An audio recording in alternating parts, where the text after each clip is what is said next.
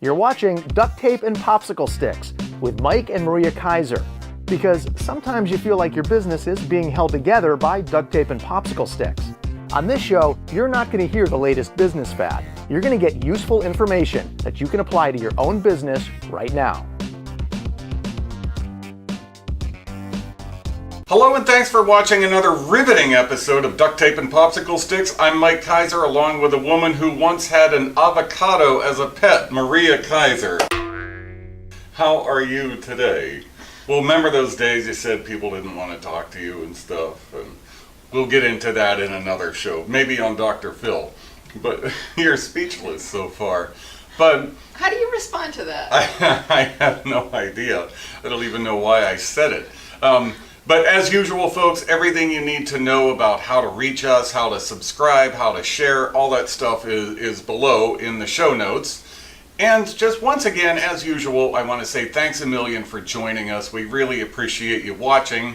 And we will get right to it because actually this was, today's show was Maria's idea because we've been working with a client who was recently working with a script for cold calling. You know, people would send in something, say, I'm interested in knowing more about X, and then he was calling them to talk to them. And there were some of the usual things in the cold call script, like, I'm not calling to sell you anything Can I have 5 today. minutes of your time? Right. You know, it sounded maybe a little robotic or maybe a little bit rehearsed.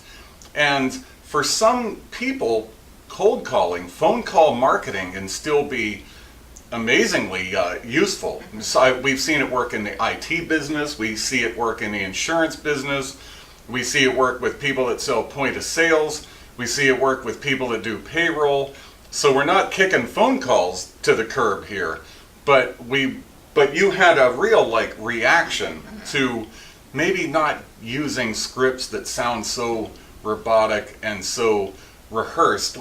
What should somebody do instead when somebody sends in something, email, postcard, yes, I'd like to know more, okay, I'm going to call them up.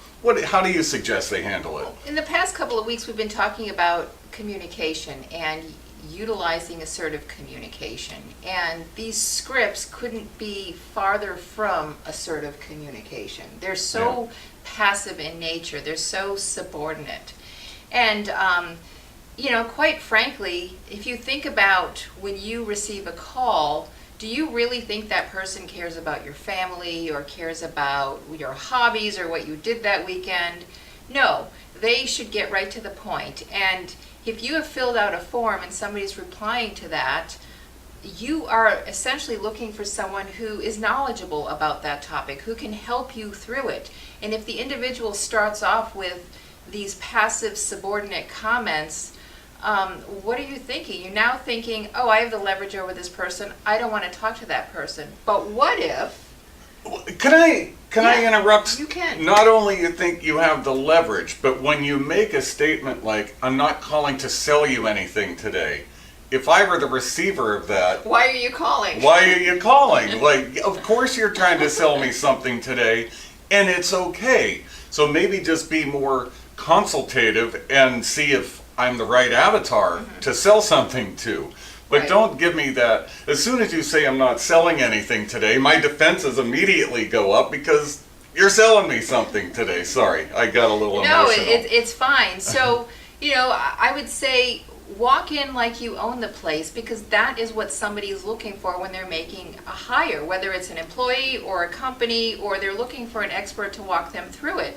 So don't skate around the topic, get right to it and let them know, here's why I'm calling, I'm here to answer your questions. What questions do you have? Exactly. Be the expert and be transparent. Answer every possible question they could possibly have about your product or service and don't BS them. Like, people are way too informed. Sure, and now. maybe the sale is we have a next conversation, but you're selling something today. You're selling something today. Maybe that should be the title of this show. But anyway, do you have, I mean, that was short and to the point, but do you have anything to add to it? No, I would say, you know, remember being assertive and remember no matter where you are, take charge and be the expert that you want people to think you are. Right. Strip away the BS and just communicate as a normal human, like you would be, like you would like to be communicated to. So I guess that's about it. That is. Yeah, once again, short and to the point, but it's so important, and we always love you hanging out with us. We love your comments. We love when you share the show.